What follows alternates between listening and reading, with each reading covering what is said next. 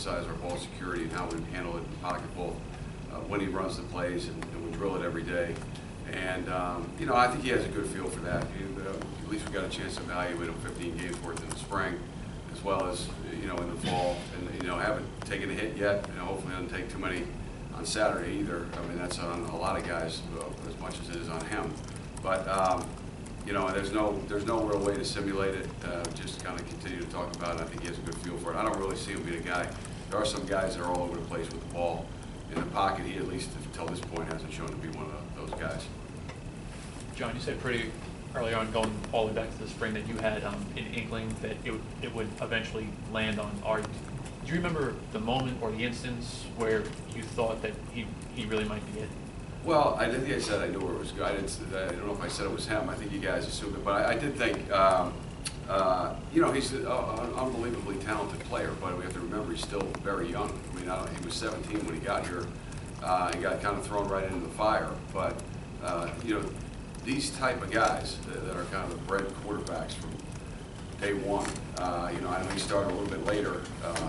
His kind of story is interesting, but when you get into that mode and you're into training, obviously you went to a private school just to play quarterback. He's pretty serious about the job, and he's got the physical attributes to do it. He should become the guy, unless it was too much for him, unless he wasn't as good as we thought. That is what should have happened in some ways. So, but I don't think we predetermined it. Obviously it went right down to the wire legitimately. I mean, you guys have been at camp as much as us. It was a good competition. It wasn't, these guys were bad. He was real good. He was, there's no way to call it, compare it, other than you look at the guy and say, that's what it's supposed to look like. Clearly it's not going to be all smooth sailing at any point, but he's got a tremendous amount of talent to do it. He's got the right mentality to do it. And now, there'll be a lot of things that happen for the first time, like all of it, from the first snap on. And it's going to be how he responds to those things, rely on his training, and trust that he is that good a player, and that he can function in a college environment. So is it different now, modifying game plan versus freshman quarterback, or are you just going to kind of treat it like any other? No, I think you have to be smart. I mean, I think we have a good feel. Again, him being here in the spring was tremendously beneficial for all of us, what he can handle.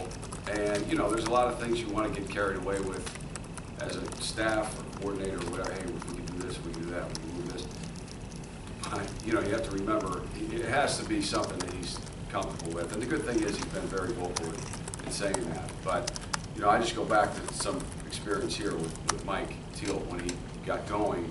Originally, we were pretty plain. Now, it helped Ray Rice, and you could run the ball 50 times, and so you could do that. But I mean, in the end, the guy was going to have to make throws and plays to win the game, and he was very vocal, much like Art is, in terms of, hey, I can do more, I can check this, I can get out of it, And it was kind of a little bit on both of our timetables where you kind of put it out there and see how comfortable he is with it. And the good thing is, I think we find out pretty quickly with Art what he likes and what he doesn't like, what he can handle and what he doesn't. And I don't think any game will rest on, hey, we got to have this play, or we got to be able to check these things. At some point we have to be able to line up and play.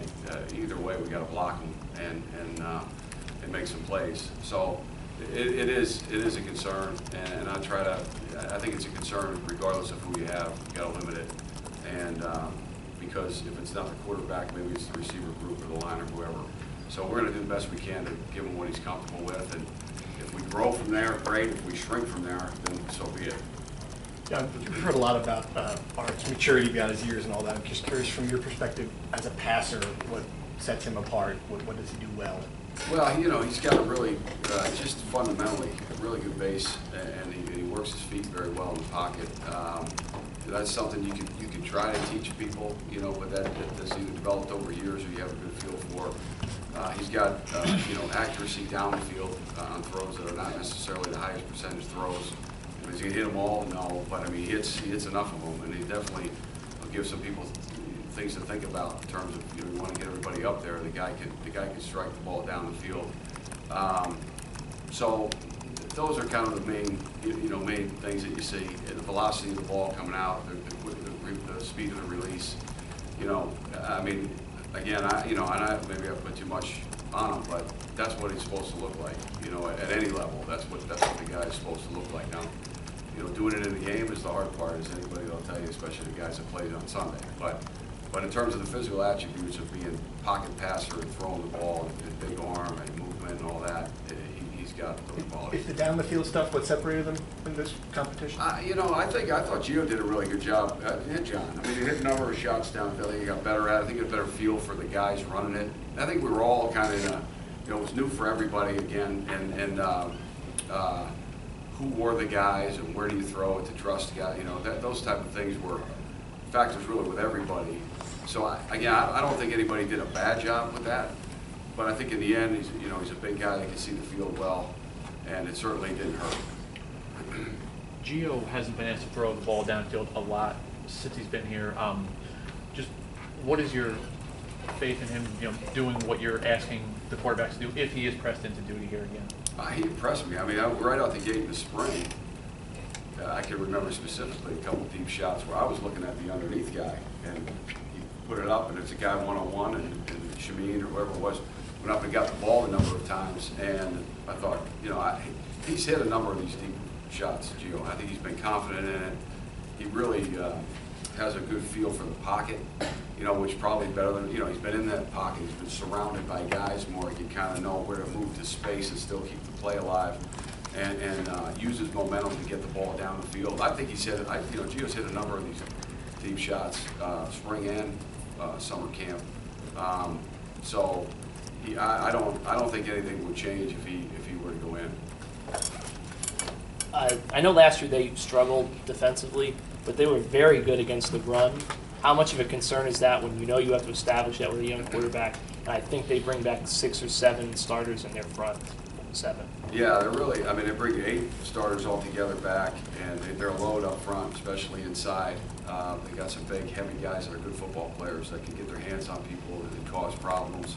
You know, we're at a kind of double disadvantage in terms of a new coordinator coming in from Oklahoma, where he wasn't the coordinator. So is he going to run that? Is he going to take over what was there? Is he going to put his own little spin on things? So we're kind of piecing all that together in terms of the schematics, but they have some talented guys. I mean, it's a you know, Division I team in Texas. I mean, they're not going to roll out. They're tough. They play hard. They're football guys, and you know, they were in one of those deals last year. I mean, they had no interceptions, but there's a bunch that were close. They had no, you know, wins, but they had some games where they had a chance. You know, I know they had 2 wins, but I'm saying they had a chance for a handful of other ones. They just kind of went the other way. So it's not like, you know, we're expecting to have to battle our rear ends off, and a little bit of a disadvantage for us will be not 100% sure exactly what their schematics will be, and but you know, in the end, we're going to have to run the ball. I mean, we're playing a young quarterback. We're not looking to go out there and throw 50 times.